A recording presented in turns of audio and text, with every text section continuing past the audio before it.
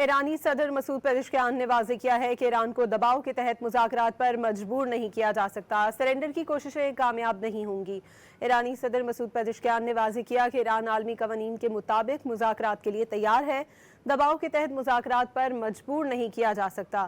عراقی وزیر اعظم علی الزیدی سے ٹیلی فون پر بات چیت کرتے ہوئے مسعود پزشکیان نے بتایا کہ ایک طرف تو امریکہ نے ایران پر زیادہ سے زیادہ دباؤ ڈالنے کی پالیسی اپنا رکھی ہے، دوسری طرف امریکہ یہ امید بھی کرتا ہے کہ ایران مذاکرات کی میز پر آئے گا اور امریکہ کے یک طرفہ مطالبات تسلیم کر کے سرنڈر کر دے گا۔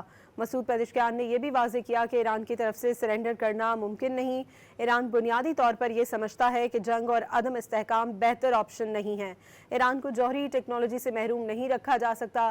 امریکہ اس قسم کا ماحول پیدا کر رہا ہے جیسے ایران کے پاس جوہری صلاحیت نہیں ہونی چاہیے اور حد سے متجاوز مطالبات پیش کر رہا ہے۔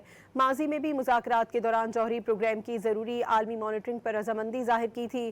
عراقی وزیر اعظم علی الزیدی نے ایران اور امریکہ کے درمیان ثالثی کی پیشکش کی۔